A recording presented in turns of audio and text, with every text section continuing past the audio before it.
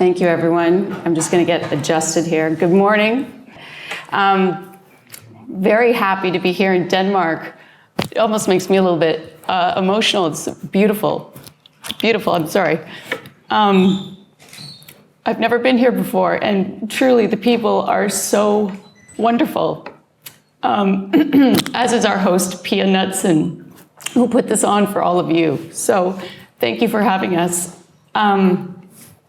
So I'm sure a lot of you are more familiar with my husband, Richard Dolan, and he is the historian of the UFO field. And often when we go to conferences, people will come aside and ask me, did Richard drag you into the UFO field, or were you already here? And I always have a little bit of a laugh because for me, I feel like a lifer. I come at it from a little bit of a different angle. I've been having some unusual experiences a lot of my life, as I'm sure that a lot of you here have as well. And it's been a great variety. And I've been walking through my life trying to reconcile, for the most part, what has been going on. So I have investigated several different modalities over the years. I consider myself a little bit of an experientialist. I steal that term from Ingo Swann, if you know who that is. Right. And because these things were happening to me, if they've happened to you, you know that your walls have already been broken down. Your parameters, your paradigms are already broken. So you spend your life trying to figure it out and trying to sort of put it back together and put a framework around it and build some control and understand what's going on. So what I'm going to share with you today is just a very small slice of what has been going on in my life. Just some significant pieces, and I'm going to tie remote viewing into that and why I think it's important. So let's move on here. So why I'm doing this, I touched upon this a little bit. These are just some things that I'm sure all of you here are familiar with, but these are some of the things that we go through. Sleep paralysis, out of bodies, even when people think they haven't had experiences, and then we begin speaking of sleep paralysis, which by the way is a normal biological function, some of us are still having encounters that we can't really understand, which is unnerving to some people, fine to others. But this whole experience is nothing that we are commonly talking about, and it can be extremely isolating. So I enjoy when we go to conferences, and sometimes it's not as much about the people on the stand as the people you're sitting beside.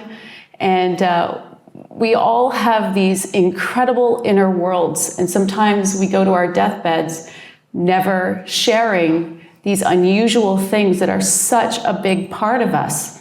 So I also want to say, I often think about what it would be like on my deathbed, what I would regret the most in the end, because you really realize, or I realized this when I was with my father when he was passing, what a solitary experience life really is. We have our partners, we have our friends, but when it comes down to it, it is really us alone with us. And for me, thinking about what I would regret, it would be pretending that these things weren't happening.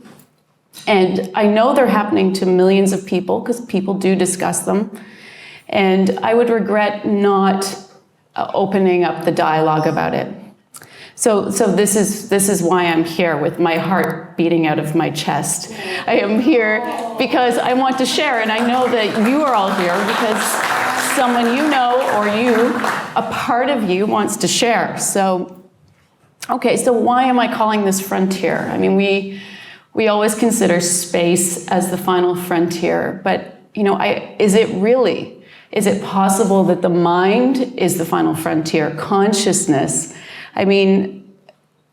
When I think about space, I think, will any of us actually get to go and explore space. I mean, maybe in a live stream at some point, or maybe they will map it in virtual reality and we'll experience it through VR goggles or a walk-in virtual reality library, I don't know. But how much control will we have over that experience, if any, in this lifetime? And one thing I've really learned with remote viewing and some of these other modalities is we're going beyond space and time here. They don't seem to exist. We have these very limitless boundaries. And on top of that, we've had neuroscience for how long?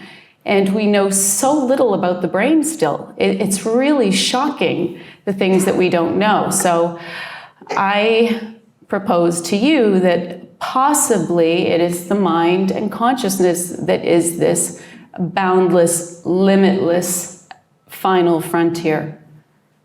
Okay, so I'm going to jump right into some experiences, just a couple that I think are kind of relevant to what we're talking about here. Okay, so an out-of-body experience, I'm sure a lot of you know what this is. At the time this happened for me, this was the first one. And I didn't know the term, I didn't know what it was. Lots of people still experience this and don't know what it is.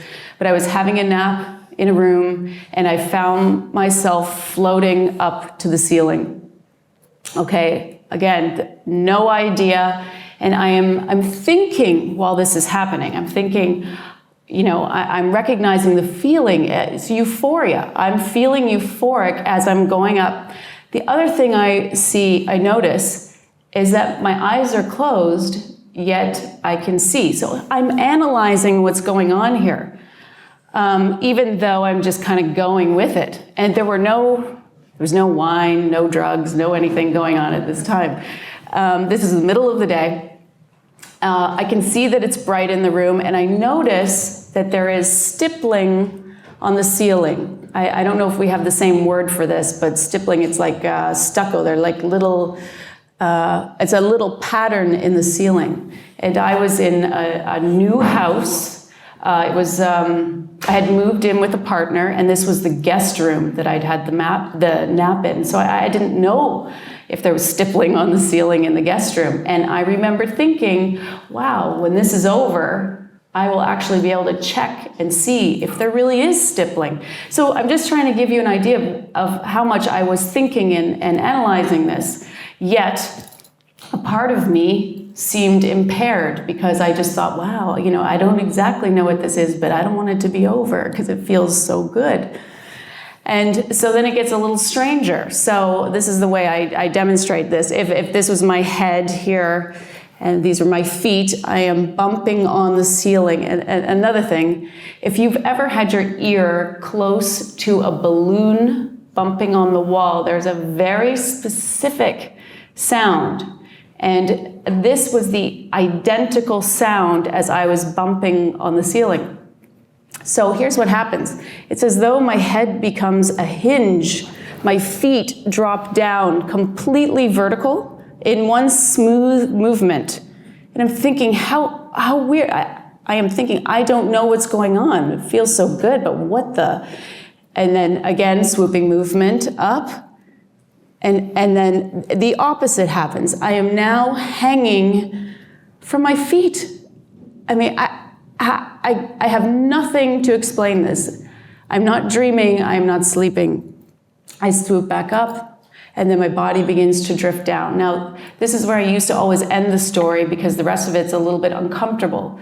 But I told one person this in the past, and it meant a lot to them because, again, as I was saying, we all are having our own unique version of what's going on, and sometimes it seems it is important to share. So I'm floating down, and suddenly there are the sounds of a group around me. Okay, I can't hear their voices perfectly, but I could hear, I say present tense like I'm there because I'm remembering it, but like a semicircle around me. And I can hear the individual wisps, the upper part of the whispers of each individual being. And recognizing how odd this is. I can't see them. I can feel them in a way, but I just allow it. And suddenly I start to feel even better. I feel this beautiful feeling coming up my legs. And eventually I realize there's a sexual component that begins to happen. But every part of me, all of the alarms go off, this absolute no, and then I just slam down into my body. So how do you reconcile something like this with yourself? I'm sure many people have had some version. They're often extremely different for all of us. Some scientists will say this is something called phantom limb, and I don't probably have time to really go into that, but it's saying it's a projection of the brain, essentially. And perhaps for some, but some of the experiences people are having are very intricate, and so I don't believe that phantom limb is something that's happening to all of us, at least. So this is just one of the unusual experiences that a lot of us and a lot of people you're sitting beside are having. So this is sort of what the classic out of body is portrayed as. That's not me, obviously. Okay, I want to move on to another kind. So some people will call this visions. I try to steer away from that word. This word is far more accurate for me and maybe for others. But what I'm talking about here is, for example, I am looking out at all of you, and you are what I would call stable reality. You're looking up here at me, the podium, and this is your stable reality that you're looking at. So when I talk about an overlay, I am very aware of stable reality, but something additional is kind of like a little interactive movie. It's not opaque, it's more, well, it kind of is. It's hard to describe because it's not perfect. But a little interactive overlay of reality will play on top of. And it can just happen from blinking my eyes, turning my head to the side. So again, these are the types of oddities that I've been trying to work out for a long time. And I have done a lot of exploration around this for a very long time, but I am explaining it in a particular way for a reason today. So I want to give you an example of something that happened. So, middle of the day, I'm having a nap. I'm lying on a bed, and I look to the left. I think I was with my dog just hanging out. And just to give you the image, I'm looking at a blank wall and carpet where it meets, nothing else. There's a window over here. I just turn my head to the side, and I see this overlay of my father, so while he's alive, my father sitting in the back of my car. And he's smiling at me, but he has this very particular look in his smile, and that's really all that happened, but there was information that came behind that, and I knew immediately that my father was going to die. There was nothing that I visually saw, but there's some other information behind what was going on, and this is what happens to a lot of people. So I immediately call my sister. My sister tends to have dreams of this sort, to ask her if there's something she hadn't told me. And she had had 2 dreams that my father passed. So we think, oh my gosh, what do you do with this information? We couldn't be so arrogant as to call my mother and frighten her, of course, because you never know, right? Sometimes it works out to be something and sometimes it doesn't. So I do call my mother, a little fib in the morning, and say, oh, I just had a dream last night. I just want to check up on Dad, and she said, and he was in perfect health, by the way. My father is a character. I mean, traveling around, playing sports, you name it. He's active, around 67, not slowing down at all. My mother said he had just gone for a full physical, and he received a full bill of health. Perfect. So what do you do with that? So we do nothing, of course. We do nothing. Put it aside and just think, okay, we're just going to let this go, and maybe we're wrong. We have to. And so a few months go by, and my father is talking about a vacation, and in passing, he says that he, skipped a meal. And I was a big meditator. I went into meditation, and the whole feeling just rose up again, and I knew. And there is this feeling that I want to talk about. I know some people here know exactly what I mean. When you know, sometimes you'll have impressions of things and you're not certain. And then there's another type that happens when it is almost a full body experience and you know something. So this time I was arrogant, and I called my sister. We lived far away from my father, and said, be on a plane in 2 days, pack everything, be prepared to tell him everything you've ever wanted to say. It's time for no regrets. And my sister did.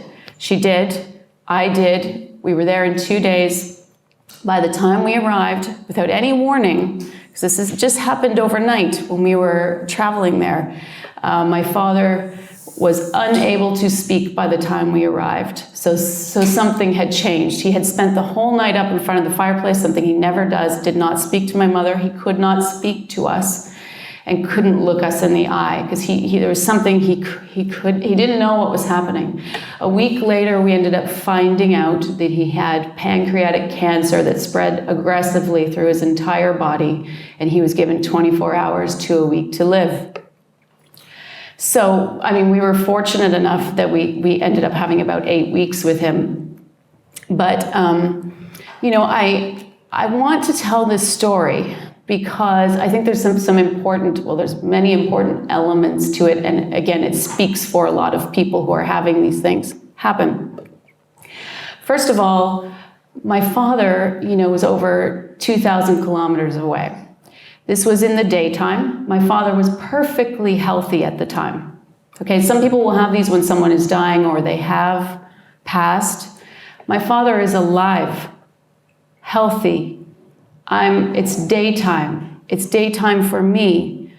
So how do we reconcile this? Some intelligent part of my father that appears to be operating independently of him is reaching out to a part of me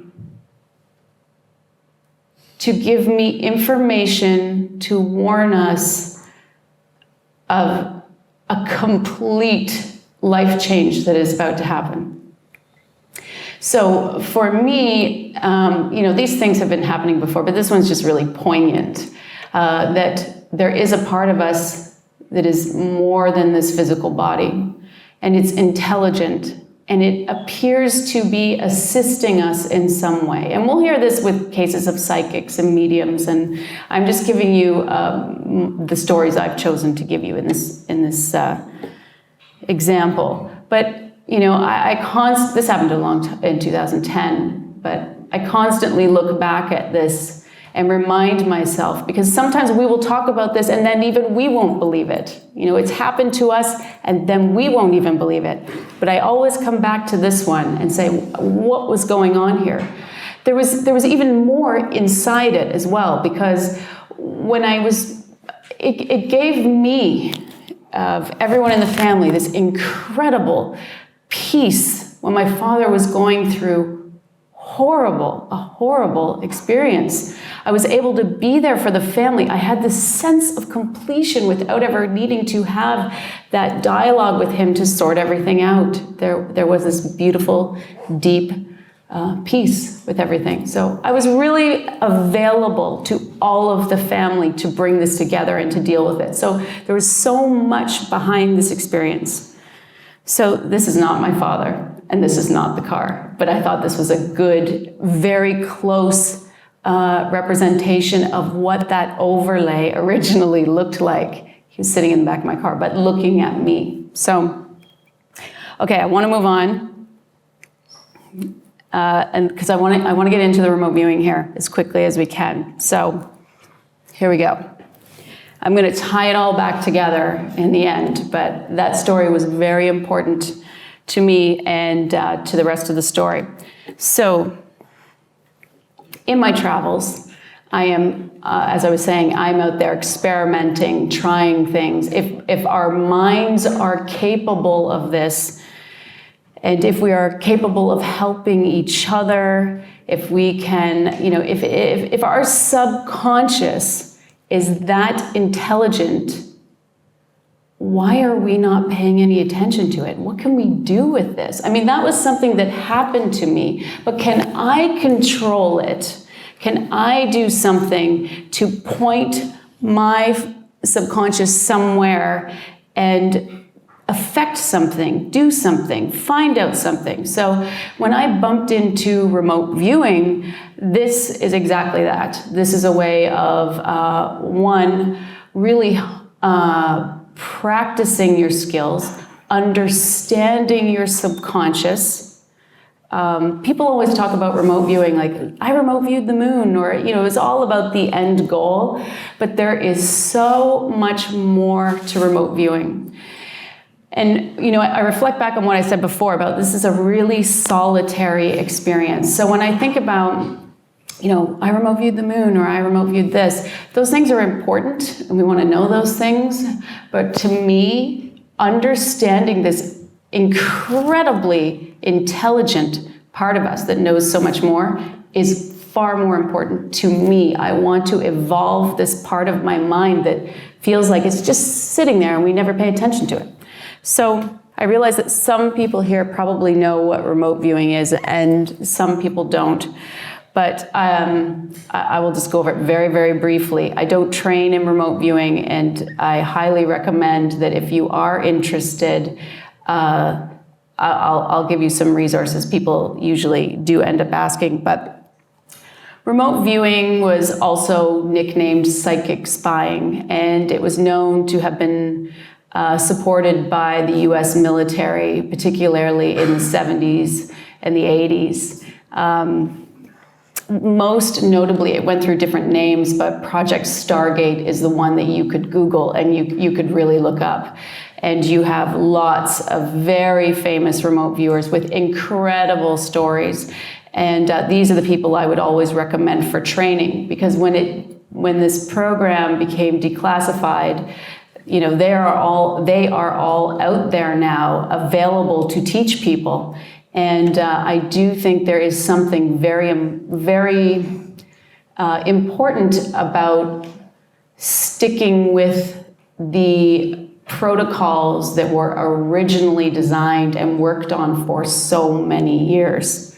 So let me see here what else I want to tell you. Oh, yes, and this was classically called coordinate remote viewing, now better known as controlled remote viewing, or CRV. I'm sure a lot of you have heard of this. Okay, so what is it? What is remote viewing, for those of you that don't know? So remote viewing, again, the nickname psychic spying, but it's a little, the name is a little bit deceiving, remote viewing. So you are perceiving something remotely using only your mind. You're getting psychic impressions of a target, which could be a person, a place, an event, or anything really. But the most important thing is that it is 100% hidden from you. Okay? So, for example, you might get, if we were going to do a session here, I might have a physical envelope in my hand, and it might have a number on the front of the envelope that means nothing to you. It could be, you know, a 9-digit number. You could use a symbol. Honestly, it doesn't matter. But it is representing the target that is hidden from you in the envelope. And up here, I might just have the same number. You basically go through a process of probing your mind with a series of questions. It's essentially what it is. The protocols that have been worked on for so long are designed to separate and filter out the actual psychic signal versus the ego and the intellect and the chatter, the guessing.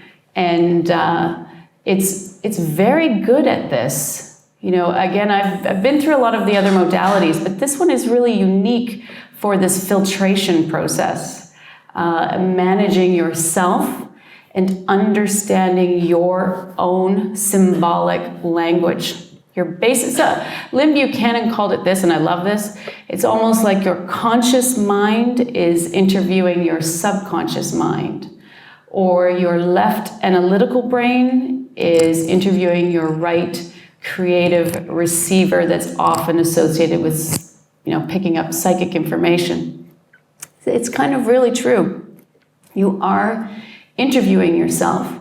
So this is really what it boils down to, these questions, and they're an organized set of questions. And there are many phases in remote viewing that you can go into. I'm not going to share examples of those where people will begin modeling and they'll really work the target. Particularly in the military, they're going beyond. But we're just going to talk about the first two phases here. Yeah, there's just a couple other notes I just want to go over. Because people always wonder, who don't know as much about it, is it the same as being a psychic? And there are lots of similarities because this is what we're talking about here. We are tapping into our natural intuition, but there are some very significant differences. So one of those, like we said, is using specific protocols that have been designed and tested in a lab for decades. So these have been well thought out and tested, and they work. So we have that. The other thing is, and this is one thing I really appreciate about it, you are using verifiable targets. So sometimes, in a psychic reading, you have, I'm not putting it down at all, not at all. I'm just showing the differences. In the psychic reading, you would be able to, you would have some hints about the person, right? It's not quite the same. In practicing remote viewing with verifiable targets, you're going to have something in an envelope that is, you pull it out and you can actually look at it and you can see all of the features of it. So remote viewing is best done not as sort of a one-time thing, or I'm going to try it for a week. This is actually a discipline that you want to practice over a long period of time, because remote viewers, all of our minds are completely unique. So we pick up this information in different ways, and it's all about you learning how your mind picks up the information. And you learning about your strengths and your weaknesses. I brought something. I stole this out of Pia's house. Sorry, Pia. But sometimes any old object. So this could be a target that's hidden from you again. That's another unique thing. So you're completely blind. You never, ever know. The target is out of infinite possibilities. So you're not reading a person. Infinite possibilities. So this is a strength of it for us. You don't want your ego to have any involvement. You don't want your ego to be able to guess. And this is why it is such an exceptional tool to learn about our subconscious minds and our own gifts and our own abilities and our own strengths. So for example, for something like this, some of the remote viewers will be far better at things like shapes and colors and height, these types of specifics. Others will be really good at, so for example, you might first look at it in remote viewing from a top view, and this is what you would see from a top view. Another thing about remote viewing is you never name it, so I'm not going to guess and say what this is, and if I do, I'm going to put that in a separate column called analytical overlay, where you put your mind's guesses, because you want to put that aside and come back to the raw data collection where you are just describing your fragments, your impressions. And so from a top view, you might see this sphere. You may detect some orange. You may try another view. This is a really interesting thing about remote viewing. You can try these views. And you might also be good at textures. Now, the senses in remote viewing are interesting as well. Ingo Swann talked about the 17 subtle senses, that there was actual research on this. And so I bought the book, and there absolutely is. Because when you get into remote viewing, you find that the senses are really overlapping. It's fascinating. So you will find that somehow, some part of you can pick up the texture. This is like a leather texture, by a feeling against your face. So you're actually, even though you're nowhere near it, so you're feeling this leather, and you can feel the temperature sometimes.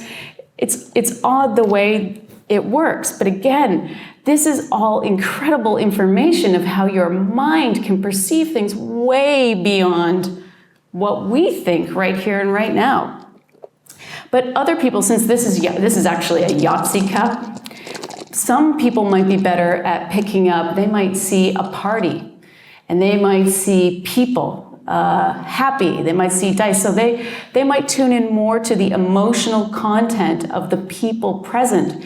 This is why with remote viewing, if when we're talking intelligence gathering, really important, what they would do in the military is they would use a team. They would track people. They would track their strengths. And then they would use people with different strengths. They would not know what each other were doing. They would all be blind to the target. But who was in the know would be putting this information together. So that brings me to a common misconception about remote viewing. I've heard skeptics say, if remote viewing is so great and it's like watching a TV, then why don't remote viewers know all the secrets to the world? This is BS. And that is misinformation, because it is very rare that you get the target like perfectly clear. It's very rare. I mean, we all see examples of Ingo Swann and Pat Price, these very famous remote viewers, and they can do it. I mean, there are times where it breaks through and they can do it. But, no remote viewer is perfect all the time. And that's another thing. It shows us this unlimited access, but it also shows us our limitations. So it is appropriately humbling that we don't always perceive things perfectly. So it's kind of a fascinating thing, but I'll come back to this. I'm just going to see if I missed anything here. Oh, just one other thing. I think it's very rarely talked about, but there should be ethics in remote viewing. And I think I'm going to come back to that after I talk about one particular remote view. But I want to get into it here. So this is what actually really got me into remote viewing. I was dabbling. I wasn't fully engaging it yet. And I was trying some basic sending and receiving. I was okay. And then we were going to try a future remote view. And I'm thinking, what the heck is that? What was future remote view? But basically, this is how it works. So say you are going on to somewhere on Sunday the 7th. And you are going to do your remote view on Sunday the 7th. But what they tell you is they are not going to choose the person to pick the target until the 13th. So, I'm thinking, I don't know how this is going to work, but okay.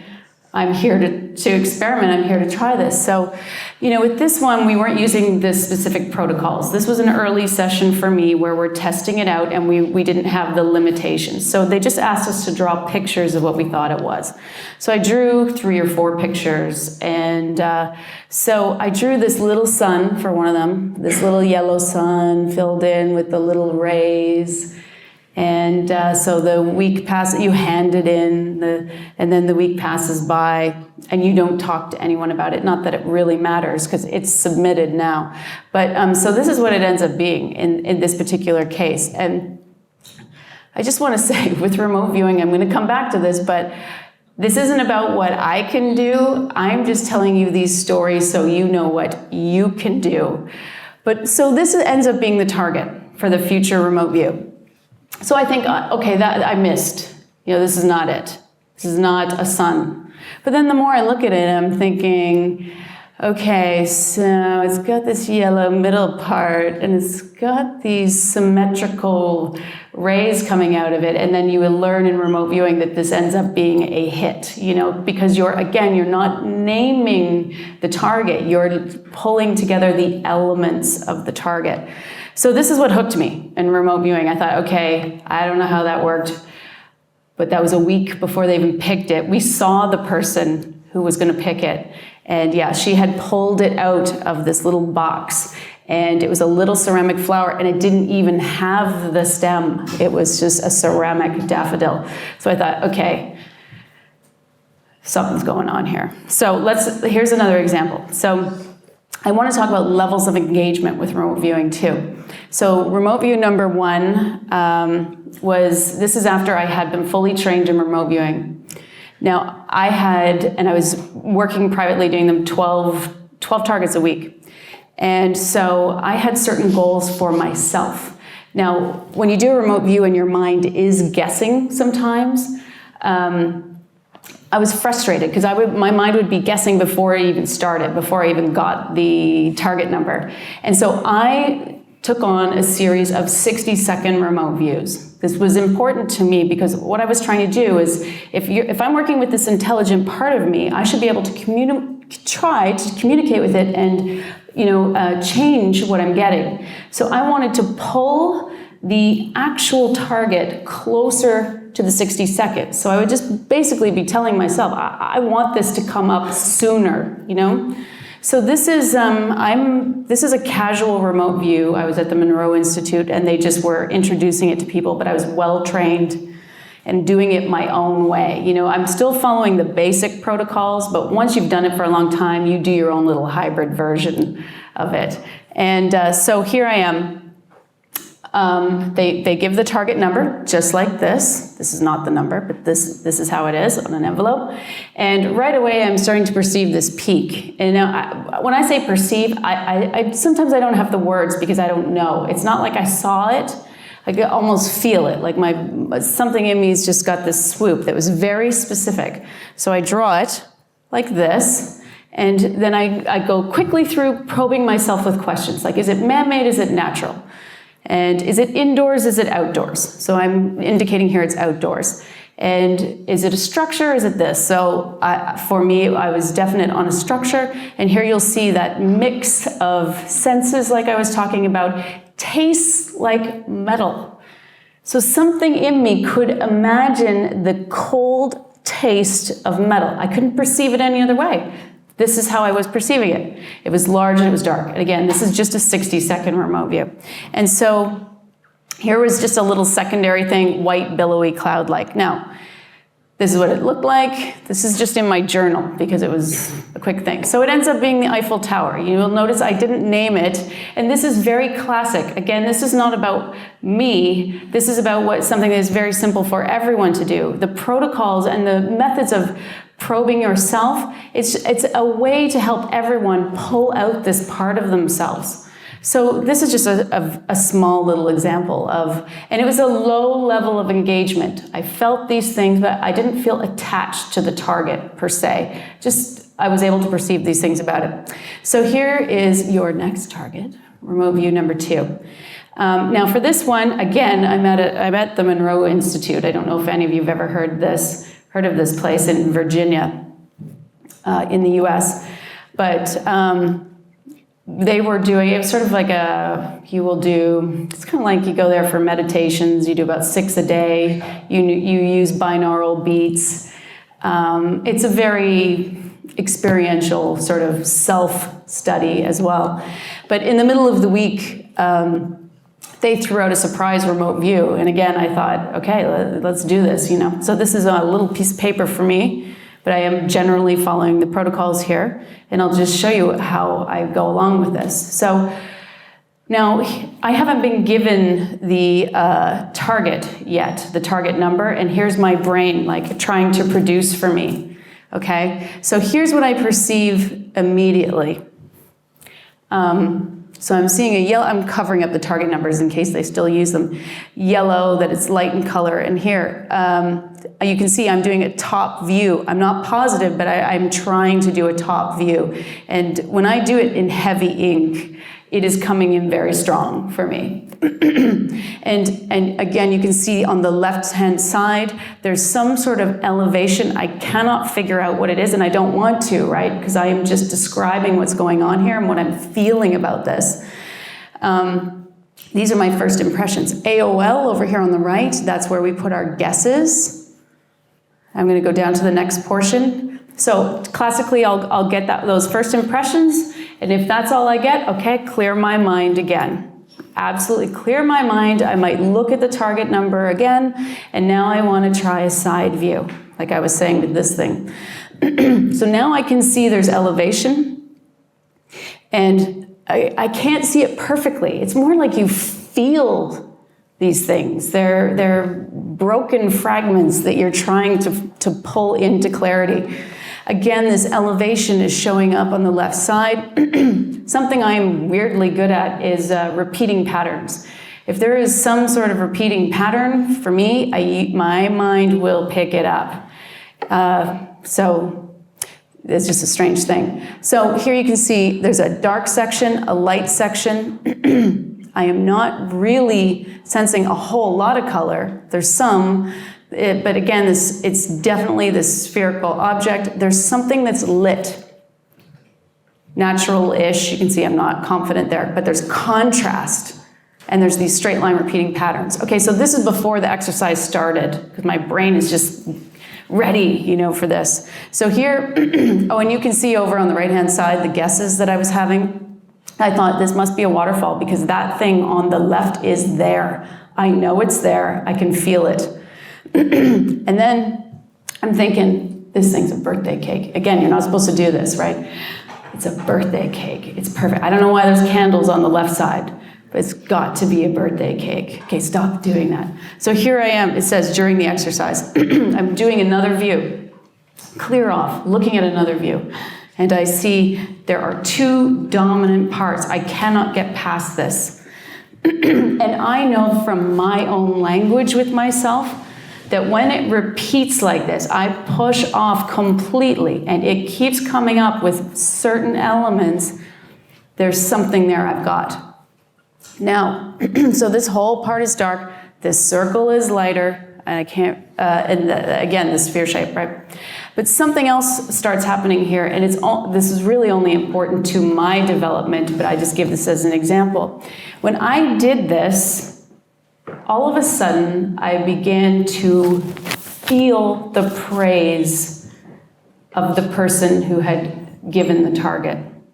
So this is brand new for me. I am feeling that they are praising me, and I know I have it right. And so this is something for me to track, to begin to track. If this is something that's beginning to come through for me, that I can feel when I get it right now, this is going to be a powerful tool. So here we go. There's the full remote view, and it ends up not being a birthday cake at all. Good thing I didn't, you don't hand in your guesses. But the elements are all here again. So this was what was actually in the envelope. It was in black and white. It was at nighttime, and it was lit up.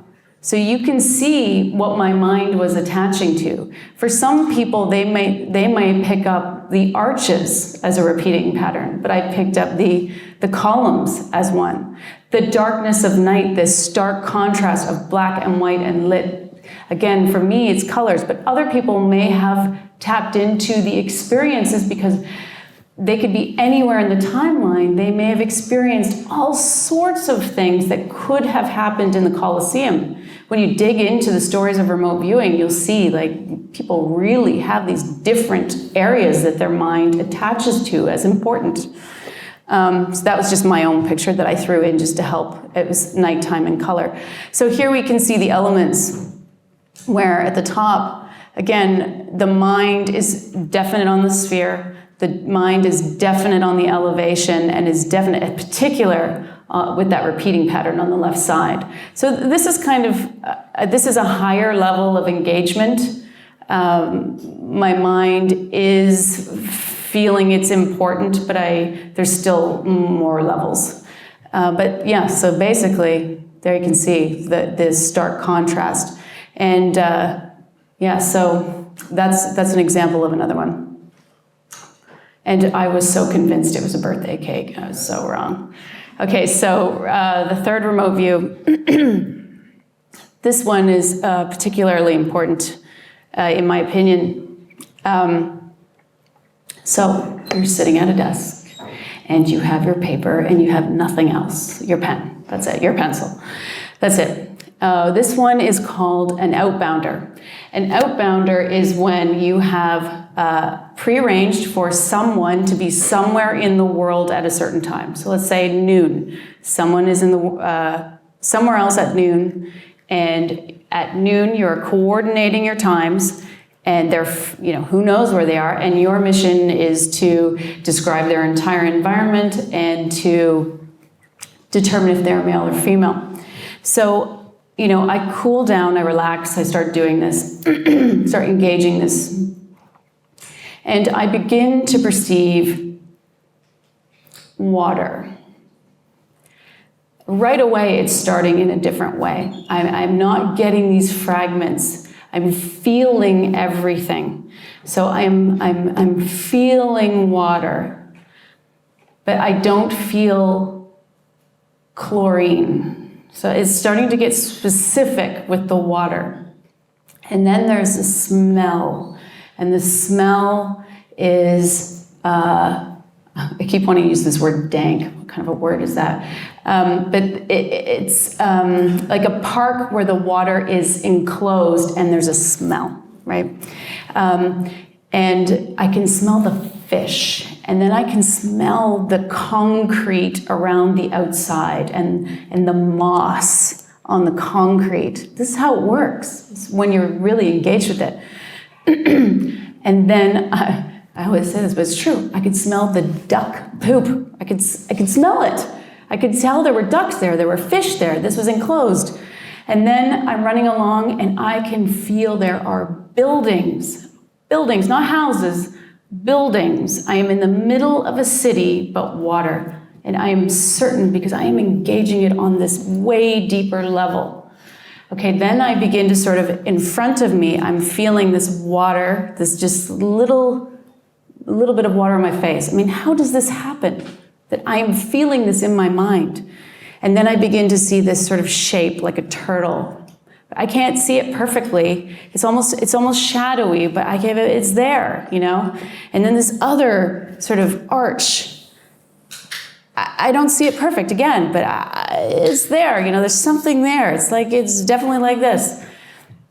And then I see very clearly this eye looking in a reflective dark surface at me, and I see a woman, clear as day. Okay, that's unusual, but I am seeing, this is probably one of the clearest impressions I've ever had for sight. And I knew, and I thought, if this, again, this is that knowing coming up, that feeling that I've come to know well. And we're just going to leave it at that, and we're going to move on. I'm going to show you this quickly. So here is what one page of that remote view looks like. So you can just see it's organized in segments.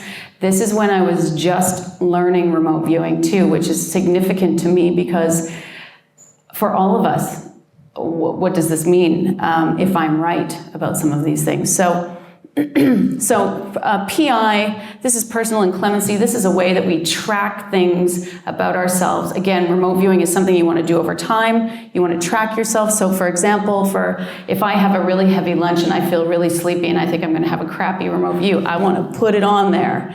I felt like crap, because if I do have a bad remote view, I'm going to see if this keeps happening. Or if I had too much caffeine, did I do an amazing remote view? You want to be tracking everything about you, because it's all about information about you to you. Your language with yourself, your language with your subconscious mind.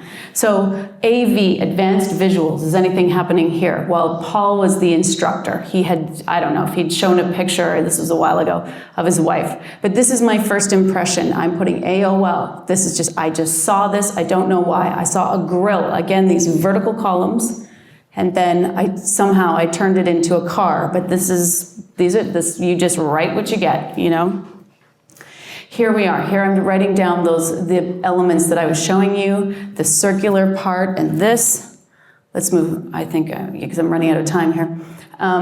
Here's the turtle shape I was telling you about. And again, this is when I'm just learning. So there's a little bit of a fight you're classically having with yourself when you're learning. Because sometimes you're having a lot of things happen and you're nervous to write them down. You don't want to look like a fool. So we do this. And so anyone who's been through this process, you know there's a little bit of this going on with yourself. So, but again, here's what it looks like. Here's where I'm seeing, I'm trying to portray how I saw this woman's eye. Here's me probing myself with questions, colors, textures, smells, taste salty, fishy, the temperature, cool, warm, and down on the bottom on the left side is where I'm indicating that it's a female. But it's obviously way clearer inside yourself. And I thought, I was so positive this was a female that I thought, I will quit now if I'm wrong. I will quit now. Like I saw it that clearly and engaged the target that deeply. So here it is. So this is Lake Eola in Florida. They had pre-planned this, so we had pictures they were able to pull out of the envelope and show us, but the woman was there at the time and she was a woman. Very happy about that. So I'm going to show you quickly a couple of pictures of this park. I'm going to show you some side-by-sides. So here we go. Here it is in the daytime. This was the actual picture that was in there. This is what the actual park looks like. So it's a big lake park. Surrounded by buildings, and you know, here I've reversed this image just to show you. I mean, it depends which way the wind blows, obviously, which way that fountain goes, but you can just see there's the turtle shape that was the bottom of the fountain. I was looking straight out at this, but again, I couldn't tell what it was. I didn't know what it was. Here's the weirdest part. I'm Canadian. I lived in Canada my whole life. I had no idea I would ever end up in the US. Through a weird chain of events, I end up living in the US. And I end up meeting this woman who I remote viewed in that town. I end up moving there, meet her, and I think, oh my God, okay, I have to take you out for lunch. I have to ask you a million questions because it was so clear for me. And I was dying to ask her about the mirror, the reflection.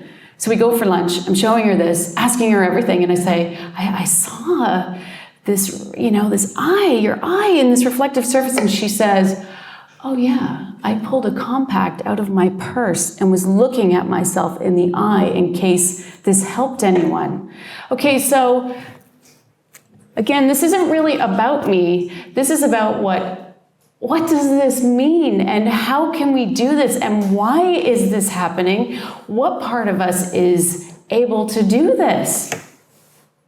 Okay, she was in Orlando, I'm in Vancouver. This is like 3,000 miles away. Kilometers. And I'm like, what is that? So this is another level of engagement. And if I had been left there to continue on, I could have gone deeper. So I am using her senses. And I am looking out of her at her. Well, I mean, so remote viewing, they started this in the 70s. And I said this last time, I feel a little awkward saying it, but part of me doesn't. Like, if we really consider the implications of this, being able to see out of someone else's eyes, look into their environment, you might think this should be illegal. I mean, if you have felt this for yourself and you can tell, like, we have this weird carte blanche that we have access to, it's amazing I mean, it is implying amazing things for humanity, but it is also a scary thing if someone decides to weaponize this or use this for, the wrong things. So this is where I come back to ethics. And if people ever want to dabble in remote viewing, as I said, to learn about your own subconscious language with yourself, I would say don't remote view your friends. We don't want to remote view each other. Whenever you do this, you want to set this up like an experiment and arrange it ahead of time, because we do seem to have some odd access that has no boundaries. So this is why I felt this was very, very important to share with people for many reasons. I mean, I think we just need to know about it for one thing, that this is possible. And this is me being pretty untrained at the time. So, there's a lot of potential there, obviously. So I just want to move into something quickly. I'm going to rush a little bit. When I got very deep into remote viewing, I had been having experiences, as I said. I'm only giving you a little sampling with what I was talking about with my father, but there was a significant change in what was going on around the time I began engaging remote viewing. I still look back at this and I'm not sure how I feel about it, but there's something that changed. I began to have some experiences with some, I don't know what, I don't know who, but there was a different feel that was more serious. This wasn't like my father visiting me or people I've had with other people who are dying. Sometimes I will get their people visiting, but this is not like this. So I was sitting on a couch with a friend. I think this is important because I had a witness with me. This was daytime. Again, no wine, no nothing involved in this. Sitting on a couch, we are watching a movie, and this being appears between us and the TV. Okay, not to the side, directly in front of us. The other strange thing about it was that I never felt it coming. Like, when you sense danger or you sense not to go down this path, there was nothing leading up like this. I only recall a moment of coming to, kind of, and just having this fight inside myself that was a projection of the TV. And no, it wasn't. This other part of me knew, no, I saw that. And she went through the exact same thing. We jumped up and were describing it, where it was, and it was a slow flash, but it registered. And the fact that it was directly in front of us, I don't know. I always question was there some intention for me to remember this? I don't have any answers to this, but this is just the way I reflect back and look at it. And only recently, this happened, we figure, between 2006 and 2008, because it happened, by the way, that night. We never spoke about it again until I started going to UFO conferences and then remembered this, said it to her, and thank God we have each other. Because I would probably have invalidated it on my own. But I recently did this drawing suggested by a hypnotherapist, and I thought it was a good idea, considering the things I believe, to let the subconscious speak. But this is what I saw. And so this is it. The lights are a bit funny. You can't fully see it here, but this is one type. I've had the other type, and I feel bad just throwing this out without being able to properly qualify it and explain it, of finding myself in a medical situation. Again, this is before I really knew that much about the UFO world. I actually was at Vaughn Smith's lecture, and she's a regressionist, and she was showing pictures people had done of their experiences. She said, when I have a pattern, I see, 5 people reporting the same thing, fine. But when I get a couple hundred people, I started to get them to draw it, So I'm sitting in this lecture, and I am seeing this exact situation that I went through, this medical dream that, everything in society and life tells me it's a dream because I was sleeping. But for people who have this type of thing, we all kind of describe it, I have found, the same way. There was nothing in me that believes that it was a dream, except that it happened at night. And that's what we say happens at night. Nothing inside me. So these types of things began happening. And so, I mean, what's happening here? I have no idea. We have, a lot of speculation in the UFO field. And this is affecting a lot of people, and we often don't speak about it. But there is something going on, and this is partially how I come back to remote viewing. If there are tools out there, and if we're interested in learning about this part of ourself that seems to have this bigger knowledge, it can forewarn us, it can help us with others.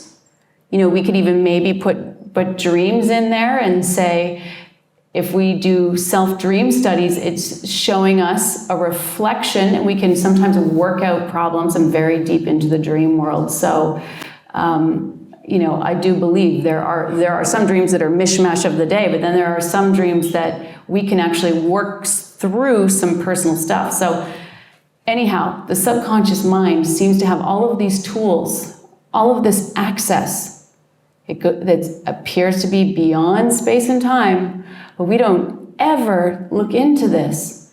So, or rarely, some people do. But I think that we should.